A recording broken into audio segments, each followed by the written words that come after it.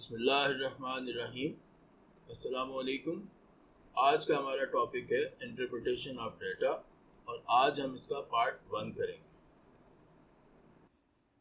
जब हम स्टूडेंट्स का टेस्ट लेते हैं और हमारे पास उनके मार्क्स का डाटा आता है तो उसमें से हमारी ये कोशिश होती है कि हम ये देख सकें कि ये टेस्ट जो है वो कितना अच्छा गया है या अच्छा नहीं गया। तो उसके लिए हमें एक सिंगल स्कोर की ज़रूरत होती है और वो स्कोर जो है वो हमें 3 डिफरेंट मेजर्स हैं जो हमें ये स्कोर प्रोवाइड करते हैं। उनको मीन, मीडियन और मोड कहते हैं और ये मेजर्स ऑफ सेंट्रल टेंडेंसी कहलाते हैं। यानी उस डाटा की एक सिंगल सेंट्रल वैल्यू हमें बताते हैं जिससे हमें ओवरऑल हम कोई रिज़ल्ट जो है वो उसके बारे में हम बता सकते हैं कि ओवरऑल डाटा जो है या ओवरऑल जो टेस्ट है उसकी परफॉर्मेंस कैसी रही है उस स्कोर को देखने के बाद। अब ये 3 मेजर्स जो हैं मीन, मीडियन और मोड, ये अभी हम करेंगे और इसकी हम एक एग्जांपल करेंगे। हमारे सामने यहाँ पर जो डाटा नज़र आ रहा है ये अनग्रुप डाटा है, यानी डायरेक्ट जो हमें टेस्ट के रिजल्ट्स मिले हैं वो ही हमारे सामने है। हमने कोई प्रोसेसिंग नहीं की इसमें, उसको कोई ऑर्गेनाइज करने की कोशिश नहीं की, तो डायरेक्ट जो है हमारे पास स्कोर आ रहा है, रॉ स्कोर या अनग्रुप डाटा है ये हमारे पास। तो एग्जाम्पल ये है कि a teacher took a test of her students in the subject of science. The marks of students out of 25 are as follows. ये मार्क्स हैं और हमें उसका मीन, मीडियन और मोड फाइंड करना है। 25 मार्क्स का ये टोटल टेस्ट था। तो मीन फाइंड करने का तरीका इसका ये है, मीन या इसको एवरेज मार्क्स या एवरेज कहते हैं। सारे स्कोर्स को हम यहाँ पर ऐड करेंगे और डिवाइड कर देंगे टोटल नंबर ऑफ स्कोर से। ये 20 मार्क्स हैं यानी 20 स्टूडेंट्स होंगे तो डिवाइड बाय 20 कर दिया। इनका सम 288 आ रहा है, डिवाइड बाय 20 करने से 14.4 जो है ये एवरेज या मीन मार्क्स जो है वो हमें मिले हैं। तो ये हमारी डाटा की एक सेंट्रल टेंडेंसी या एवरेज वैल्यू हमें पता चल गई है कि ऑन एवरेज स्टूडेंट्स ने 14.4 मार्क्स जो है वो इसमें से हासिल किए हैं। टोटल जो टेस्ट था 25 मार्क्स का। अब एक और मेजर है जो सेंट्रल टेंडेंसी बताता है, वो है मीडियन। और मीडियन कैसे फाइंड करते हैं, ये मिडल वैल्यू होती है डाटा की। अगर हमारे पास जो मार्क्स हैं उन वो अनग्रुप फॉर्म में दिए हुए हों, यानी डाटा अनग्रुप फॉर्म में दिया हुआ हो, तो हमने क्या करना है, सबसे पहले उनको असेंडिंग ऑर्डर में अरेंज कर देना है। ये वही मार्क्स हैं जो यहाँ पर थे और इसको मैंने असेंडिंग ऑर्डर में अरेंज कर दिया है। टोटल ये मार्क्स 20 थे तो एन जो है वो 20 हो गया। अब इसमें दो चीज़ें होती हैं, अगर ये टोटल स्कोर जो है ये इवन हो, जैसे कि यहाँ पर इवन है, तो मिडल में 2 नंबर्स आते हैं और अगर ये ऑड हो तो मिडल में 1 नंबर आता है। तो यहाँ जो एग्जांपल है मिडल में क्योंकि 2 नंबर आएंगे तो उसका तरीका ये है कि सबसे पहले हम n को 2 से डिवाइड करेंगे। तो n को 2 से डिवाइड करने से 10 आता है। तो इसका मतलब ये है कि एक 10th वैल्यू जो है वो मिडल में आएगी और एक उससे नेक्स्ट वाली यानी 11th वैल्यू जो है, तो 10th एंड 11th वैल्यू जो है वो हमारी मिडल वैल्यूज़ होंगी या सेंट्रल वैल्यूज़ होंगी। तो अब हम काउंट करते हैं कि 10th और 11th वैल्यूज़ कौन सी हैं। तो 1 2 3 4 5 6 7 8 9 10। तो 10th वैल्यू जो है वो 16 है और 11th वैल्यू जो है वो 17 है। तो हमने 16 और 17 को ऐड किया और 2 से डिवाइड कर दिया और इस तरह से 16.5 जो है वो हमारी मीडियन वैल्यू जो है वो आ गई है। अगर ये इवन की बजाय ऑड होते, जैसे इसमें एक और नंबर भी होता यानी 20 की बजाय 21 स्टूडेंट्स होते, तो फिर मिडल जो है वो मिडल में एक ही नंबर आता और उसके लिए फिर हम ये करते हैं कि n+1/2 कर लेते हैं। और एक और डायरेक्ट ये तरीका भी है कि आप n/2 ही कर लें। अगर 21/2 करेंगे तो 10.5 आएगा और हम उसको राउंड ऑफ कर दें तो 10.5 को राउंड ऑफ करने से 11 आ जाता है। तो इसका मतलब है कि 11th जो आपका नंबर होगा वो मिडल में आएगा। तो अब हम काउंट कर लेंगे, जो 11th नंबर होगा वही हमारा मीडियन कहलाएगा। तो हम सेम फार्मूला भी यूज़ कर सकते हैं, वही n/2 कर लें और जो डेसिमल्स में जब आएगा आंसर तो हम उसको राउंड ऑफ करके नेक्स्ट होल नंबर जो है उसको वो वाली वैल्यू हम काउंट करके देख लें। मोड जो होता है वो मोस्ट फ्रीक्वेंट वैल्यू को कहते हैं, यानी जो वैल्यू सबसे ज़्यादा दफ़ा डाटा में आ रही हो वो मोड होती है। अब इस डाटा में जो हमने यहाँ पे ऑर्गेनाइज किया हुआ है इसमें आप देखें तो 22 जो है वो 4 टाइम्स आ रहा है। तो इसका मतलब ये है कि 22 जो है वो उस डाटा का मोड है। कभी ऐसा भी हो सकता है कि कोई भी नंबर डाटा में रिपीट ना हो रहा हो, तो उस केस में हम कहते हैं कि इसमें मोड नहीं है, तो वो हम लिख देते हैं कि नो मोड। और ऐसा भी हो सकता है कि एक डेटा में एक से ज़्यादा मोड्स हों, जैसे 22 4 टाइम्स आ रहा है, तो अगर कोई और नंबर भी 4 टाइम्स आ रहा हो, जैसे कि 10 यहाँ पे 3 टाइम्स आ रहा है, तो अगर एक और 10 इसमें शामिल होता तो फिर 10 भी 4 टाइम्स आ रहा था और 22 भी 4 टाइम्स आ रहा था, तो फिर ये दोनों मोड होते। हम कहते हैं कि मोड जो है वो हमारा 10 भी है और 22 भी है, तो 10 एंड 22 बोथ मोड जो हैं वो होते हैं इसके। इस तरह का जो डाटा होता है उसको बाय मॉडल डाटा कहते हैं, और जिसमें एक ही मोड होता है उसको यूनी मॉडल डाटा कहते हैं। अब हम ग्रुप डेटा में एक एग्जांपल देखते हैं और उसमें भी हम सेंट्रल टेंडेंसी के तीनों मेजर्स जो है उसको सॉल्व करते हैं, मीन, मीडियन और मोड। इसके सामने एग्जांपल जो है उसमें नज़र आ रहा है कि the marks secured by the students of grade 10 of our school in the subject of mathematics in their SSC examination are given in the table below and estimate the mean, median and mode. अब इसमें जो marks हैं वो interval की form में दिए हुए, 11 से 20 मार्क्स, तो 21 से 30, 31 से 40 एंड सो ऑन। जिन बच्चों ने 11 मार्क्स से लेके 20 मार्क्स तक लिए हैं, ऐसा एक स्टूडेंट था। जिन्होंने 21 से 30 तक लिए हैं वो 3 स्टूडेंट्स थे, और 31 से 40 तक जिन्होंने लिए हैं वो 4 स्टूडेंट्स थे, 41 से 50 वाले 3 थे एंड सो ऑन।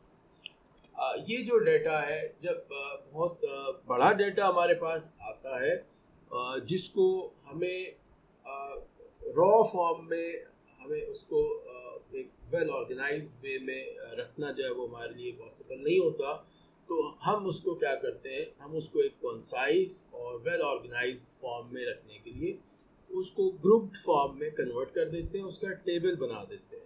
और उस टेबल के दो हिस्से होते हैं। उसमें जो पहला पार्ट होता है उस टेबल का, उसका वो होता है क्लास इंटरवल, मार्क्स वाला पार्ट। ये जो मार्क्स हैं अब डायरेक्ट नंबर्स की फॉर्म में लिखने की बजाय हमने उसके इंटरवल कर दिए हैं। जैसे हमने 11 से लेके 20 तक जो है वो एक इंटरवल बना दिया, फिर 21 से 30 का दूसरा इंटरवल बना दिया, 31 से 40 का एक तीसरा, और इसी तरीके से लास्ट इंटरवल है 91 से 100 का। और फिर हमने देखा कि जिन बच्चों ने 11 से 20 मार्क्स लिए वो काउंट कर लिए कितने स्टूडेंट्स थे, वो हमने यहाँ पे लिख दिया कि एक बच्चे ने 11 से 20 तक मार्क्स लिए थे। और 21 से 30 तक कितने बच्चों ने मार्क्स लिए, वो 3 स्टूडेंट्स थे, हमने यहाँ पे 3 लिख दिया। 31 से 40 वाले कितने थे, वो 4 थे। तो इस तरीके से नंबर ऑफ स्टूडेंट्स जो है उसका एक अलग कॉलम बन जाता है। अब यहाँ पे हमने इस टेबल में ये दो रोज के फॉर्म में हमने ये टेबल बनाया है। मार्क्स की एक रो है और दूसरी जो है वो नंबर ऑफ स्टूडेंट्स की रो है। नेक्स्ट टाइम जब हम इसको सॉल्व करेंगे तो इन्हीं रोज को हम कॉलम्स के फॉर्म में कन्वर्ट कर लेंगे। तो यहाँ से अब हम फाइंड करते हैं कि मीन जो है वो कैसे होगा। एक तो ये चीज़ जो है वो नोट करने की है कि ये जो इंटरवल्स होते हैं जो हमने यहाँ पर बनाने होते हैं, ये दो टाइप्स के होते हैं। अभी जो हमने ये इंटरवल यूज़ किया है इसको डिस्क्रीट इंटरवल कहते हैं। 11 से लेके 20 तक मार्क्स जो है वो यहाँ आ रहे हैं, और फिर नेक्स्ट जो है वो इंटरवल 21 से स्टार्ट होता है नेक्स्ट नंबर से, और 30 पे एंड होता है, तो नेक्स्ट नंबर 31 से स्टार्ट होकर 40 तक जाता है। इसको डिस्क्रीट क्लास इंटरवल कहते हैं। और दूसरी फॉर्म होती है जिसको हम कहते हैं कंटिन्यूस क्लास इंटरवल। उस केस में जहाँ पे हमारी अपर लिमिट ख़त्म हो रही होती है, ये जो पहला हमारा नंबर है 11, इसको lower class limit of this interval कहा जाएगा, और ये अपर क्लास लिमिट है इस इंटरवल की। तो जो हमारा पहला इंटरवल है उसकी अपर लिमिट है 20, जो नेक्स्ट इंटरवल है सेकंड वाला उसकी लोअर लिमिट है 21। तो ये दोनों में गैप है, 1 नंबर का गैप है इन दोनों में। तो इसको जो है इसको डिस्क्रीट क्लास इंटरवल कहते हैं। और अगर ये गैप ना हो, जैसे हम 11 से 20 यहाँ पे लें और फिर 20 से 30 जो है वो यहाँ पर ले लें, और इस तरह से 30 से स्टार्ट करें आगे, तो ये अगर हमने इस तरह के इंटरवल बनाए हुए हों, जैसे 10 से 20, 20 से 30, 30 से 40, 40 से 50, तो उस सूरत में बीच में क्योंकि गैप नहीं आता, जो हमारा फर्स्ट इंटरवल का अपर लिमिट होती है और सेकंड में लोअर लिमिट वही रहती है, वो सेम होती है, तो गैप नहीं होता, उसको कंटिन्यूस क्लास इंटरवल कहते हैं। अब मीन फाइंड करते हुए हमें क्या क्या चीज़ें करनी है। एक तो हमने इन दोनों कॉलम्स रोज़ को कॉलम में बदल दिया, ये मार्क्स हैं, और ये उसके सामने फ्रीक्वेंसी है। ये जो नंबर ऑफ स्टूडेंट्स का डेटा था वो फ्रीक्वेंसी कहलाता है, और उसको हमने ये फ्रीक्वेंसी के कॉलम में यहाँ पे ये शो किया हुआ है। हमें एक मिड वैल्यू जो है वो चाहिए, क्योंकि ये जो मार्क्स है ये इंटरवल के फॉर्म में है, तो हमें इसकी एक सेंट्रल वैल्यू, एक सिंगल वैल्यू चाहिए होती है जो कि हम उस फार्मूला में यूज़ कर सकें। तो वो इसकी मिड वैल्यू हम फाइंड करते हैं। उसका तरीका ये है कि इन दोनों जो लिमिट्स हैं लोअर और अपर, इनको ऐड करके 2 से डिवाइड कर देते हैं। जैसे 11 + 20 ये आ जाता है 31, 31 का हाफ करें तो 15.5 आया, और 21 + 30 ये 51 बनता है, इसको हाफ करने से 25.5 आता है।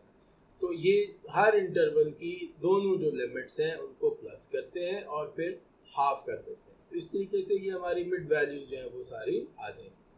और फ्रीक्वेंसी का डाटा जो है वो हमें यहाँ से ही मिला था, वो हमने ये यहाँ पे ये शो कर दिया।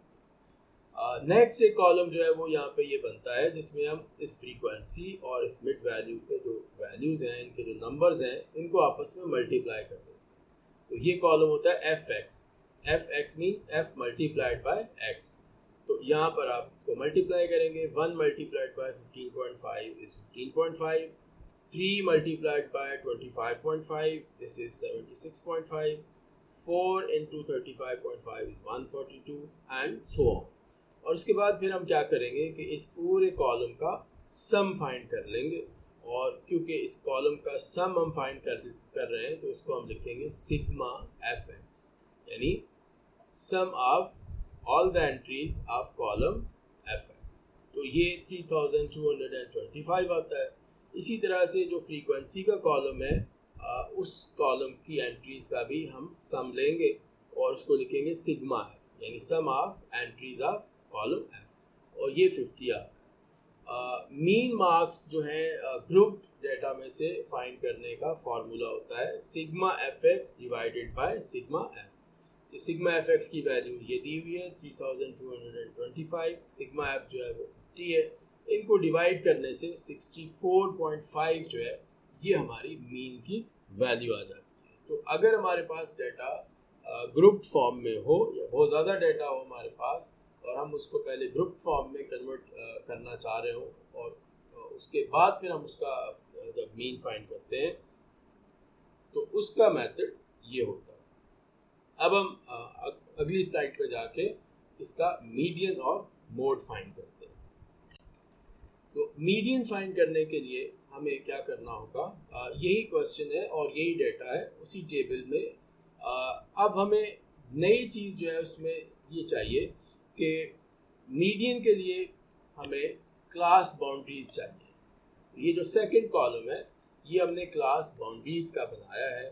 क्लास बाउंड्रीज इसलिए चाहिए क्योंकि ये डेटा जो है ये इसमें क्लास इंटरवल जो है वो डिस्क्रीट है, तो हमें इनको कंटिन्यूस क्लास इंटरवल में बदलना होगा। अगर ये ऑलरेडी जो क्लास इंटरवल्स हैं, जैसे मैंने पहले कहा कि अगर ये ऑलरेडी कंटिन्यूस होते, जैसे 10 से 20, 20 से 30, 30 से 40, अगर बीच में गैप नहीं होता तो फिर हमें क्लास बाउंड्रीज की ज़रूरत नहीं थी। लेकिन क्योंकि ये डिस्क्रीट क्लास इंटरवल्स हैं, इसके बीच में गैप आता है, तो अगर किसी बच्चे के मार्क्स 20.5 हो तो वो ना तो इस इंटरवल में काउंट होंगे ना इस इंटरवल में काउंट होंगे। ऐसे ही अगर किसी के 30.5 मार्क्स होंगे तो वो ना यहाँ काउंट होंगे ना यहाँ काउंट होंगे, यानी सेकंड में भी काउंट नहीं होंगे और थर्ड में भी नहीं होंगे। तो इसलिए हमें क्या करना होता है कि डिस्क्रीट क्लास इंटरवल को पहले कंटिन्यूस इंटरवल में बदलना होता है अगर हमें मीडियन या मोड फाइंड करना हो। मीन के लिए इसकी ज़रूरत नहीं होती। तो उसके लिए हम फिर क्लास बाउंड्रीज बनाते हैं, और उसमें हम करते ये हैं क्योंकि 1 का गैप है यहाँ पे 20, यहाँ पे 20 पे ख़त्म हो रहा है, 21 से शुरू हो रहा है, 30 पे ख़त्म हो रहा है, 31 से शुरू हो रहा है, तो 1 का गैप आ रहा है। तो हम क्या करते हैं, उस 1 को हाफ कर लेते हैं और 0.5 जो है उसको हम यहाँ पे अपर लिमिट में ऐड कर देते हैं और 0.5 को यहाँ पे लोअर लिमिट से माइनस कर देते हैं। तो इस तरह से ये 11 की बजाय ये 10.5 हो गया और ये 20.5 हो गया। नेक्स्ट जो है वो यहाँ पे सेकेंड इंटरवल में ये 21 है, इसमें से 0.5 माइनस करने से ये 20.5 आया और ये जो अपर लिमिट उसकी है वो 30.5 बन गई। और बिल्कुल इसी तरीके से आगे जाएंगे और लोअर लिमिट से 0.5 माइनस कर देंगे और अपर लिमिट में 0.5 ऐड कर देंगे। तो इस तरीके से ये क्लास बाउंड्रीज का पूरा कॉलम आता है। इसके बाद ये फ्रीक्वेंसी का कॉलम है, ये ऑलरेडी एज इट इज़ मौजूद है। इसमें एक नया कॉलम जो है वो क्यूमुलेटिव फ्रीक्वेंसी का हमें बनाना होता है। क्यूमुलेटिव फ्रीक्वेंसी का कॉलम जो है वो बनाने का तरीका ये है कि हम पहली फ्रीक्वेंसी जो है उसको एज इट इज़ लिखते हैं, उसके बाद हम फर्स्ट 2 फ्रीक्वेंसीज को ऐड कर लेते हैं। जैसे 1 + 3 जो है ये 4 होता है, तो नेक्स्ट जो एंट्री होगी वो 4 होगी। उसके बाद फिर हम एक नेक्स्ट वाली जो फ्रीक्वेंसी है वो भी इसमें ऐड कर लेते हैं, यानी इन तीनों को ऐड कर लेते हैं। तो 1 + 3 4, 4 + 4 दैट इज़ 8। उसके बाद फिर हम एक और अगला नंबर भी उसमें शामिल कर लेते हैं, यानी 8 और +3 11। तो यहाँ तक 11 था, 11 + 4 इज़ 15 एंड सो ऑन। इसी तरीके से ऐड करते जाते हैं, एक एक नंबर आगे उसमें ऐड करते रहते हैं और फाइनली जो हमारे पास यहाँ लास्ट नंबर आता है वो उसकी फ्रीक्वेंसी का सम होता है। जो पिछले एग्जांपल में हमने मीन में फाइंड किया था कि ये फ्रीक्वेंसी का जो टोटल आ रहा था वो 50 था, तो ये एग्जैक्टली वही 50 जो है वो बिल्कुल लास्ट में हमारे पास आ जाएगा, जिसको हम n कहेंगे। इसके बाद मीडियन का फार्मूला देखते हैं। मीडियन का फार्मूला होता है L + h/f × n/2 - c। अब हम देखते हैं कि इसमें L क्या है, H क्या है और बाकी चीज़ें इसमें क्या है। ये जो हाईलाइट किया हुआ है मैंने पूरा एक ग्रुप जो है जिसको कलर किया हुआ है, इसको मीडियन ग्रुप कहते हैं। और ये किस तरह से हम फाइंड करते हैं, क्योंकि हमारे पास n जो है वो 50 है, तो हम इसको हाफ करते हैं, तो 50 का हाफ जो है वो होता है 25। तो अब हम देखेंगे कि 25 जो है वो कहाँ पे लाया करता है, और उसको चेक करने का तरीका ये है कि हम यहाँ क्यूमुलेटिव फ्रीक्वेंसी में देखेंगे। जैसे यहाँ पे 1 आ रहा है, 1 के बाद 4 तक जो है वो ये वाली रो जो है, ये वाला ग्रुप जो है वो 1 से आगे 4 तक सारी वैल्यूज इसमें शामिल है। 4 से लेके 8 तक सारी वैल्यूज यहाँ पर, यानी 5 6 7 8। फिर 8 से आगे 11 तक सारी वैल्यूज इस ग्रुप में है। 11 से लेके 15 तक सारी इसमें है। 15 से लेके 29 तक सारी वैल्यूज इस ग्रुप में शामिल है। हमें चाहिए थी 25th वैल्यू, क्योंकि n हमारा जो है वो 50 था और 50 का हाफ होता है 25। तो इस तरीके से हमारा जो 25th नंबर है वो इस ग्रुप में फॉल करेगा, तो इसलिए हमने इसको मीडियन ग्रुप कहा है।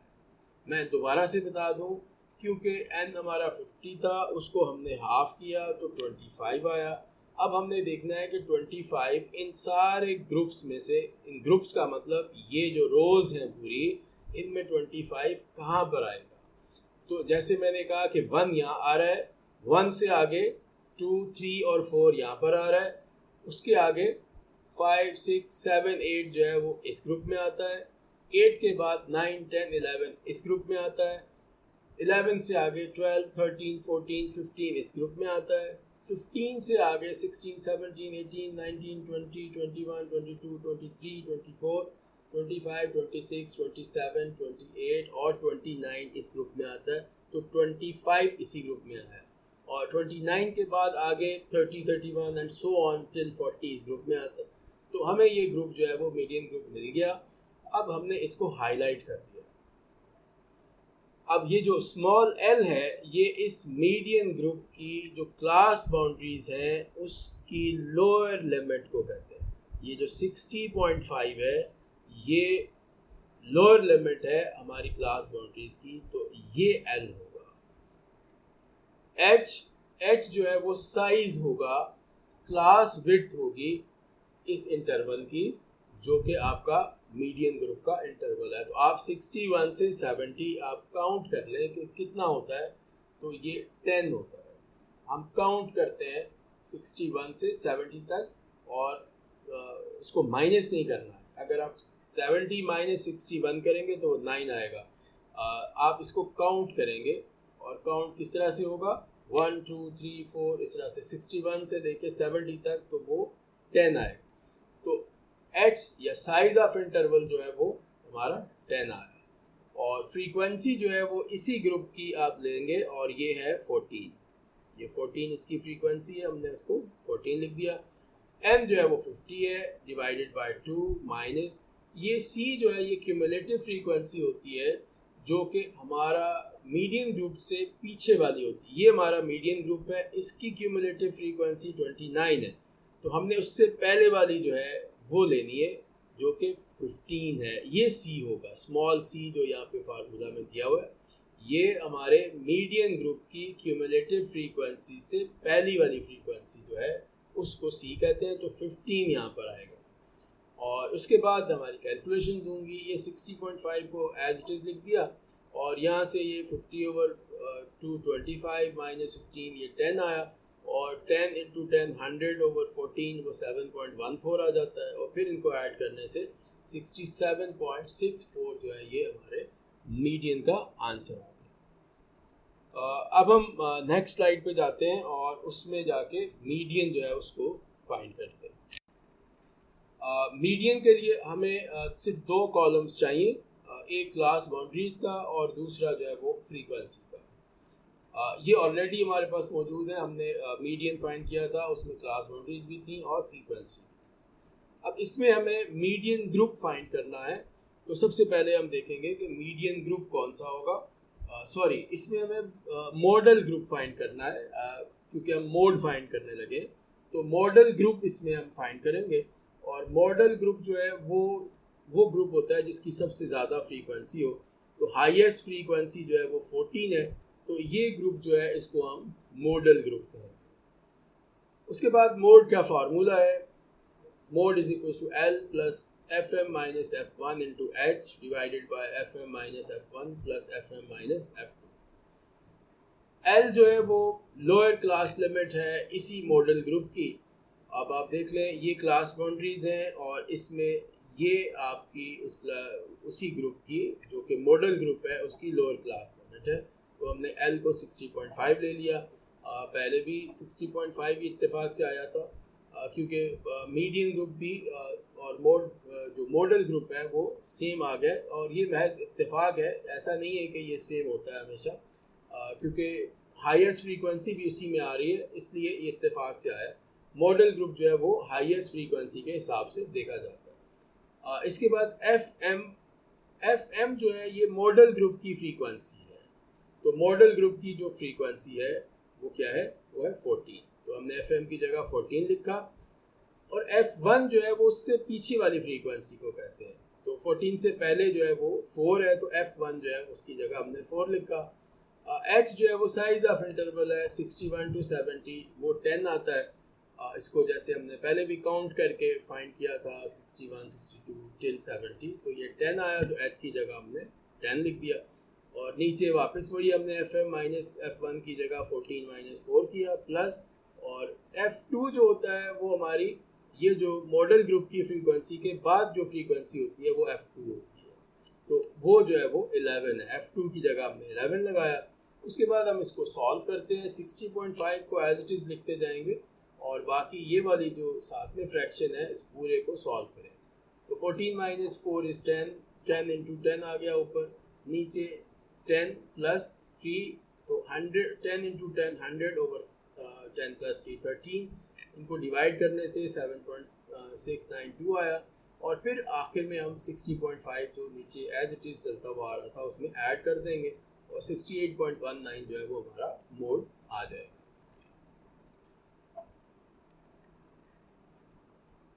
अब हम देखते हैं मेजर्स ऑफ वेरिएबिलिटी को, कि जो वेरिएशन डाटा में होती है उस वेरिएशन के कौन कौन से मेजर्स हैं जिससे हम डाटा में वेरिएशन को चेक करते हैं।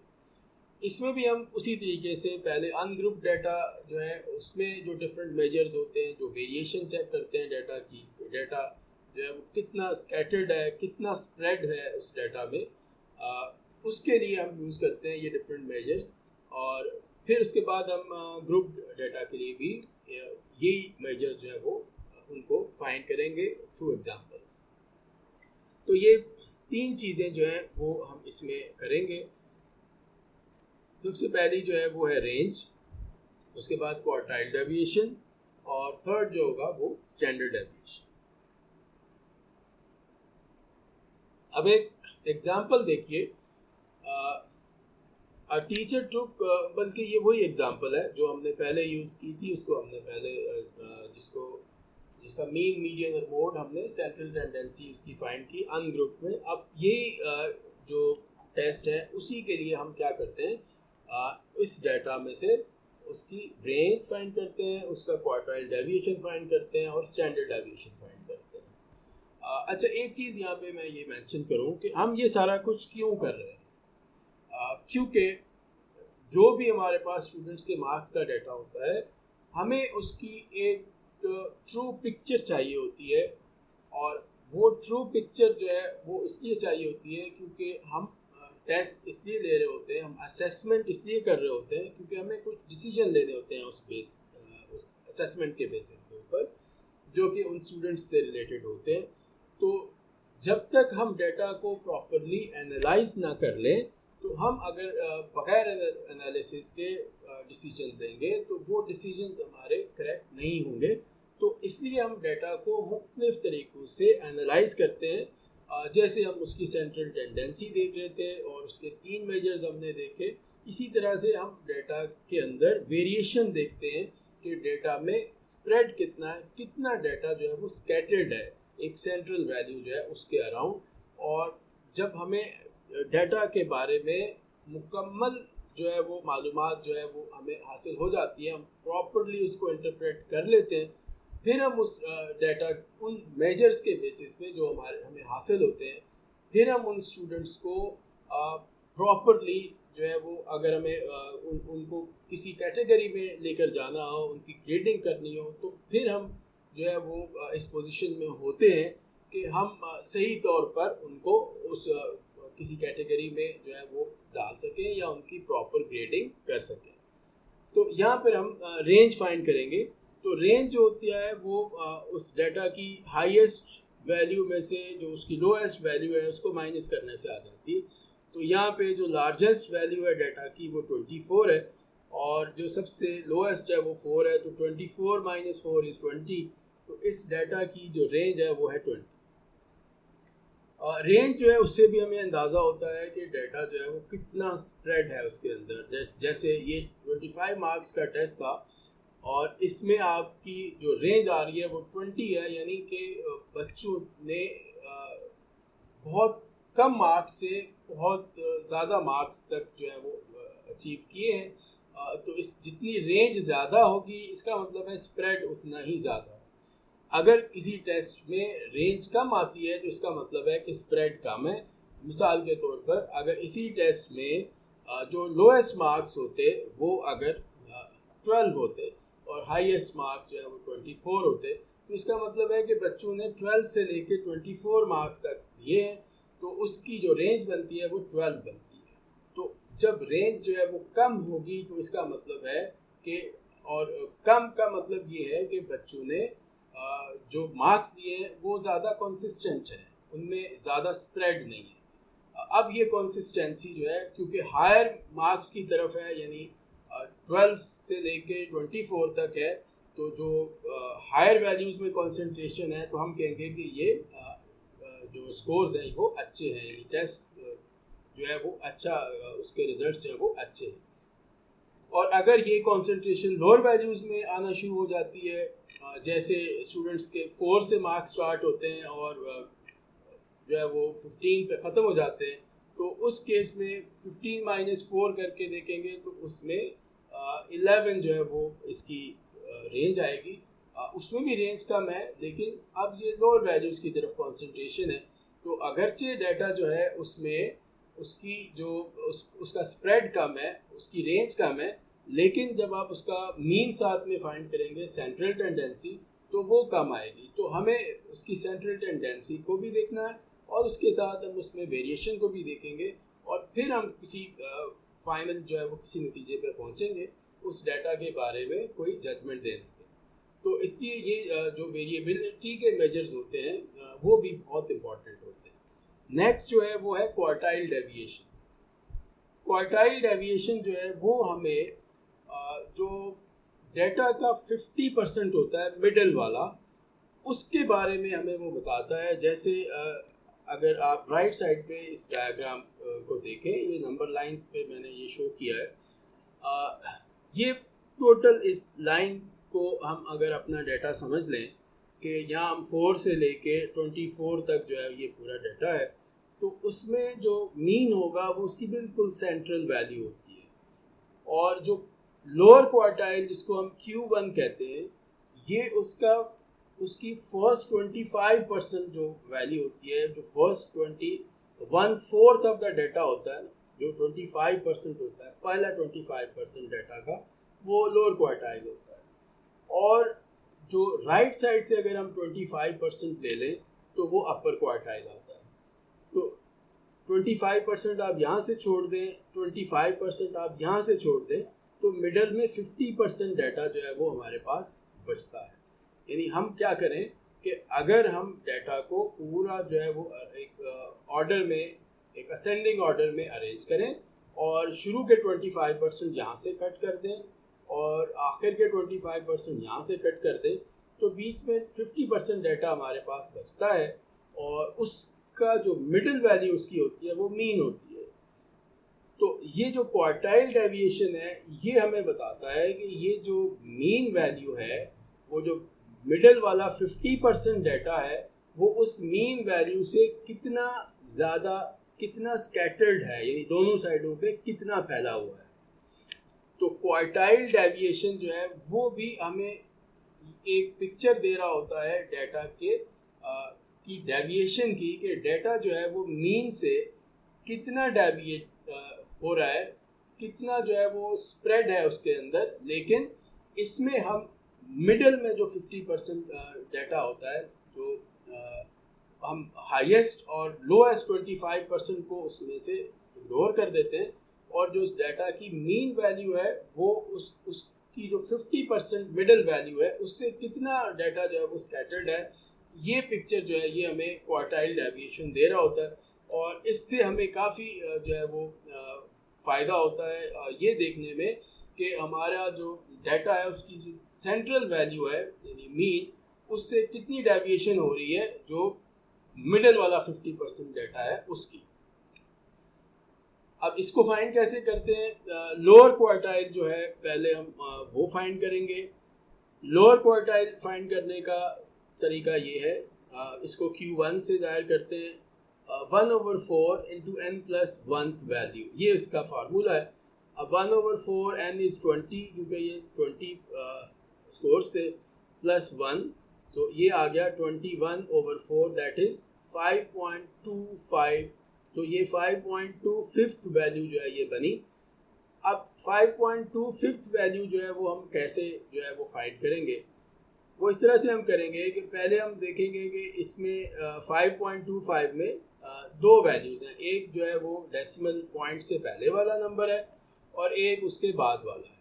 तो पॉइंट से पहले है 5, तो पहले तो हम यहाँ से 5वां नंबर देखेंगे कौन सा आता है। ये ऑर्डर जो है ये असेंडिंग ऑर्डर में डाटा जो है वो अरेंज होना चाहिए। तो 1 2 3 4 5, तो 5th नंबर जो है वो है 6, तो वो हमने यहाँ से 6 ले लिया। प्लस अब हम जो 0.25 है उसको यहाँ पे लिखेंगे 0.25 इनटू, अब हमने करना ये है कि जो हमारा 5th नंबर था वो ये वाला 6 था, 1 2 3 4 5, तो 5th नंबर हमारा ये 6 था। तो हमने क्या करना है कि इससे नेक्स्ट नंबर जो है वो लेके उसमें से इस नंबर को माइनस कर देना। तो नेक्स्ट नंबर जो है वो क्या है? वो 8 है। यानी हमने 5th नंबर के बाद जो 6th नंबर है वो लेना है, विच इज़ 8, और उसमें से फिफ्थ वाले को माइनस कर देना। तो ये इंटू 8 माइनस 6 किया और ये 2 आएगा और इसको फिर 0.25 से मल्टीप्लाई करेंगे तो वो 0.5 हो जाएगा और 6 में ऐड करने से 6.5 आएगा। तो इसका मतलब है कि जो हमारा लोअर क्वार्टाइल है वो है 6.5। तो ये जो लोअर क्वार्टाइल होगा ये 6.5 हो जाएगा। अपर क्वार्टाइल जो है वो 3/4 ऑफ n+1 वैल्यू होता है। बिल्कुल ऐसे ही 3/4 इंटू 20+1 वैल्यू किया, 15.7 फिफ्थ वैल्यू आया। अब 15th वैल्यू कौन सी है पहले वो चेक करेंगे, यहाँ से काउंट करेंगे 1 2 3 4 5 6 7 8 9 10 11 12 13 14। तो 15th वैल्यू जो है वो 22 है।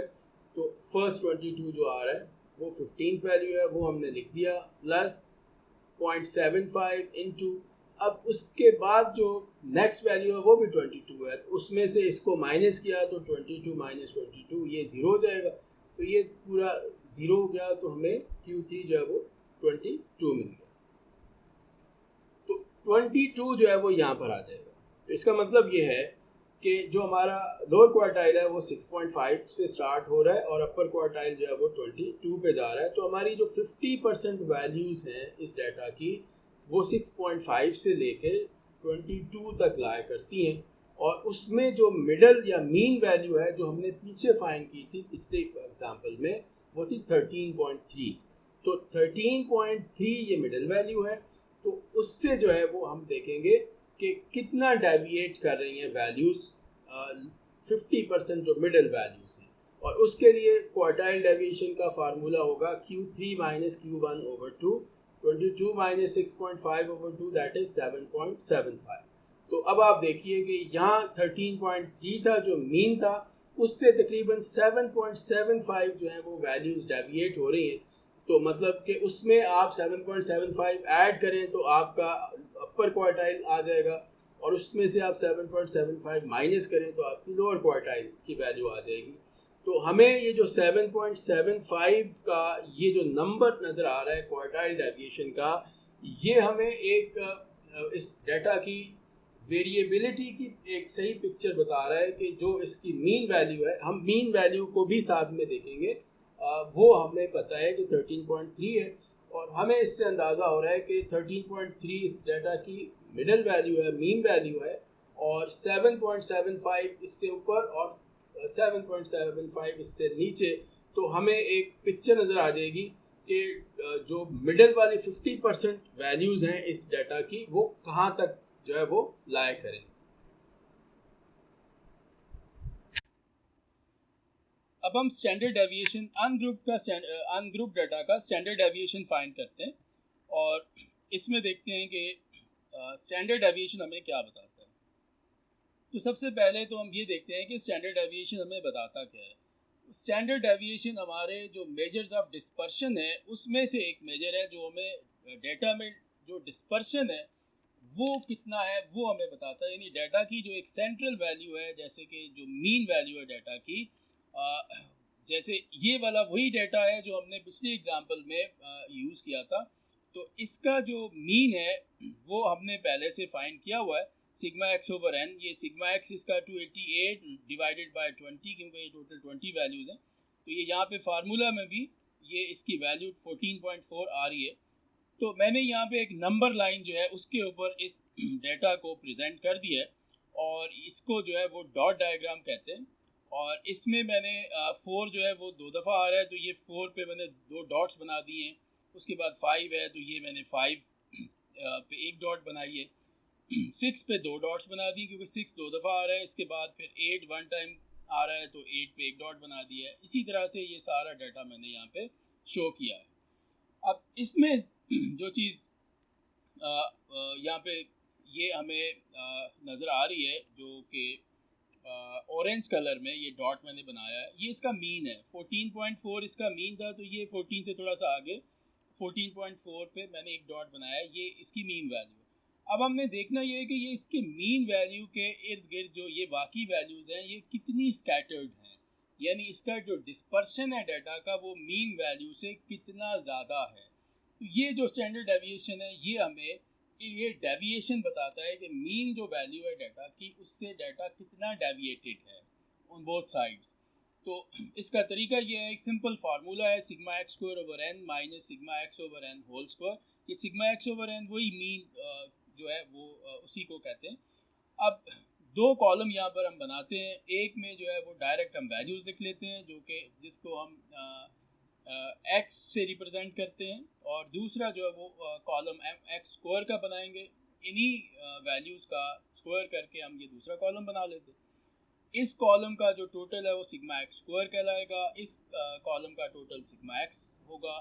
फिर हमने इस फार्मूला में स्टैंडर्ड डेविएशन का फार्मूला है फॉर अनग्रुप्ड डाटा, इसमें हमने ये वैल्यू सब्स्टिट्यूट की, sigma x square over n. तो यहाँ से हमने सिग्मा एक्स स्क्वायर की वैल्यू ली divide by n minus sigma x over n, और फिर जो है वो हमने इन वैल्यूज़ को कैलकुलेट करते चले गए, और फाइनली हमें इसका स्टैंडर्ड डेविएशन जो है वो 7.14 मिल गया। तो स्टैंडर्ड डेविएशन जो है वो हमें ये बता रहा है, इसका 7.14 स्टैंडर्ड डेविएशन जो है वो जितना स्टैंडर्ड डेविएशन ज़्यादा होगा उसकी वैल्यू, इसका मतलब ये होता है कि डाटा में डिस्पर्शन ज़्यादा है, डाटा स्कैटर्ड ज़्यादा है। और अगर जितना ही कम स्टैंडर्ड डेविएशन की वैल्यू होगी, उसका मतलब ये होगा कि डाटा जो है वो कंसिस्टेंट है, वो बहुत ही क्लोज है उसके मीन वैल्यू के या सेंट्रल वैल्यू।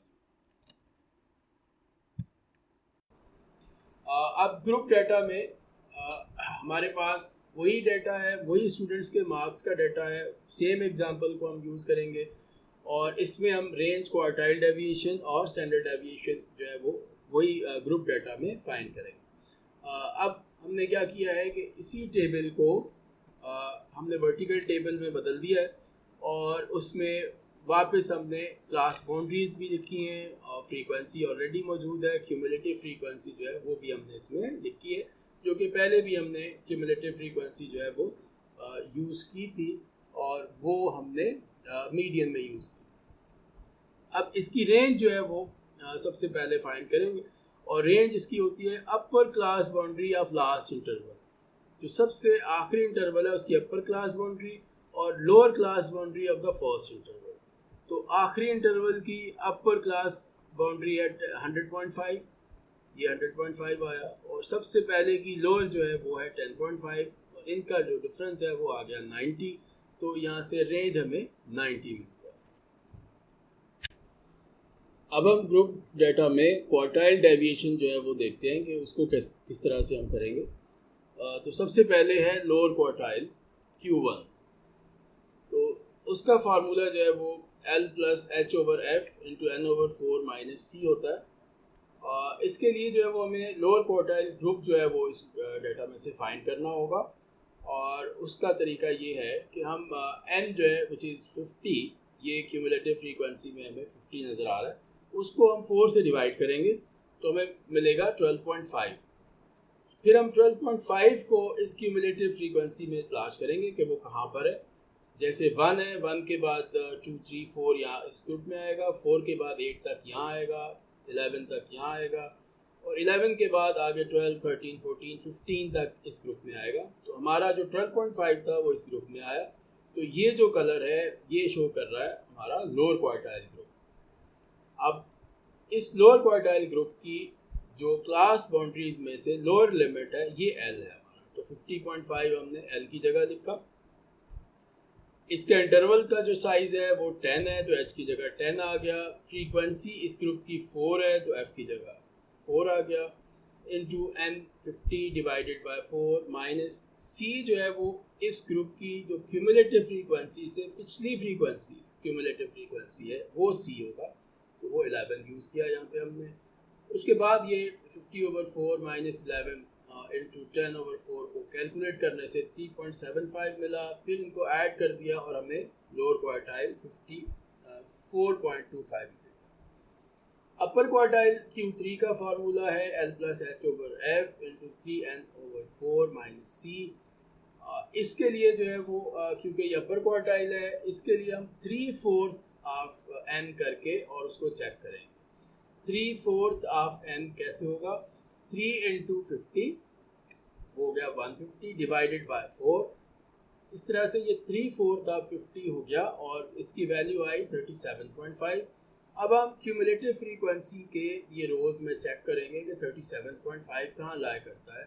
ये 15 तक यहाँ था, 29 तक यहाँ था, 29 के बाद 40 तक इसमें आता है, तो 37.5 इस ग्रुप में लाया कर रहा है। तो इसका मतलब है कि अपर क्वार्टाइल का ग्रुप ये है। अब इसमें से जो क्लास बाउंड्रीज का लोअर लिमिट है वो 70.5 है, तो हमने एल की जगह 70.5 ले लिया। उसके बाद इसका साइज़ वही 10 है, 10 ले लिया। और एफ़ जो है वो अब हमने इसकी फ्रीक्वेंसी ली वो इस ग्रुप की वो जो कि 11 है, तो वो हमने 11 लिख लिया। अब 3 इंटू 50 वो 150 हो गया, डिवाइड बाय 4 माइनस 29 इस ग्रुप की जो कि अपर क्वार्टाइल ग्रुप है उसकी क्यूमुलेटिव फ्रीक्वेंसी जो है वो है 40। उससे पहले वाली जो है वो सी होती है, तो वो 29 जो है वो हमने वहाँ लिख लिया। फिर इस पूरे को सॉल्व करने से 7.727 आ रहा है और उसमें 70.5 ऐड करने से हमें अपर क्वार्टाइल 78.22 मिल गया। और फिर क्वार्टाइल डेविएशन का फार्मूला हम यूज़ करेंगे Q3 माइनस Q1/2, और ये वैल्यूज़ हमारे पास आ चुकी हैं, इनको हमने माइनस किया, 2 से डिवाइड किया, तो क्वार्टाइल डेविएशन जो है वो 11.98 हमारे पास आ गया। जिस तरह से हमने पहले क्वार्टाइल डेविएशन फाइंड किया था अनग्रुप के लिए, अब हमने ये ग्रुप के लिए फाइंड कर लिया। अब हम ग्रुप डेटा में स्टैंडर्ड डेविएशन जो है वो किस तरह से फाइंड करना है वो देखते हैं। इसमें टेबल वही है हमारे पास, और उसमें हमारे पास जो है वो जो क्लास इंटरवल्स का कॉलम था, उसके बाद जो है वो मिड वैल्यूज़ का कॉलम हमने मीन में फाइंड किया था, और ये एग्जैक्टली वही कॉलम है। फ्रीक्वेंसी का कॉलम हमारे पास मौजूद है। एफ एक्स का कॉलम जो है वो भी हमने मीन में फाइंड किया था, वो भी हमारे पास मौजूद है। ये एफ़ और एक्स की वैल्यूज़ को आपस में मल्टीप्लाई करने से बनता है। नया एक कॉलम हमने एफ एक्स स्क्वायर का यहाँ पे बना लेना है, और उसमें हम क्या करेंगे, ये यहाँ पर जो एक्स के ऊपर स्क्वायर है, खाली एफ पे स्क्वायर नहीं है, तो इसका आसान तरीका ये है कि हम एफ एक्स का जो कॉलम है इसको हम एक्स के कॉलम से मल्टीप्लाई कर दें, क्योंकि एफ एक्स इंटू एक्स जो है वो एफ एक्स स्क्वायर हो जाएगा।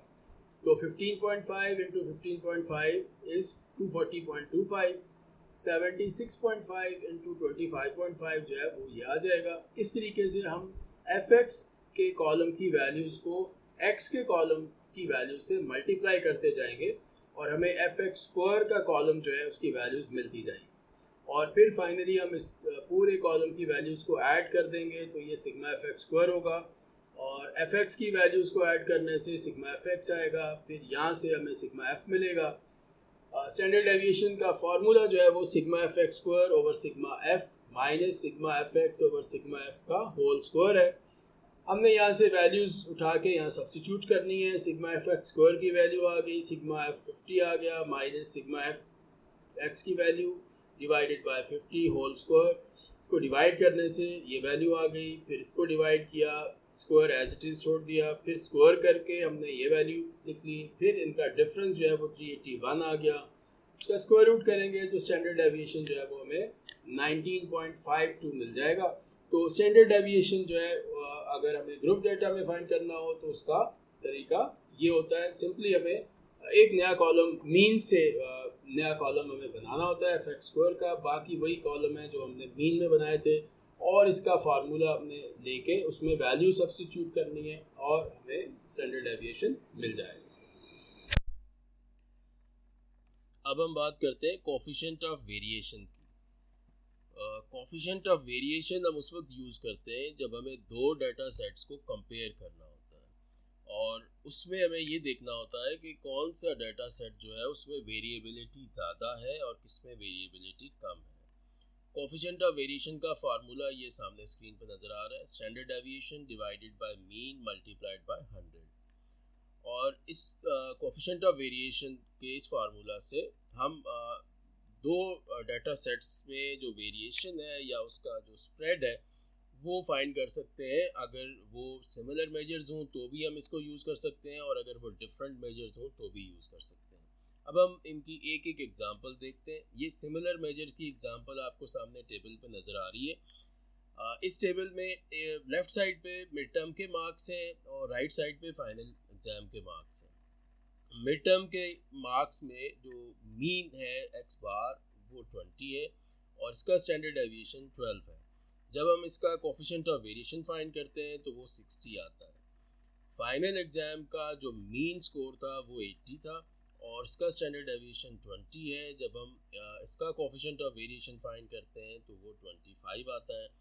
अब हम कंपेयर करते हैं, वैसे अगर हम इसको देखें कोफिशिएंट ऑफ वेरिएशन के बगैर, तो मिड टर्म के मार्क्स जो है उसका मीन कम है और उसका स्टैंडर्ड डेविएशन भी कम है और फाइनल के मार्क्स जो है उनका मीन ज़्यादा है और उसका स्टैंडर्ड डेविएशन भी ज़्यादा है।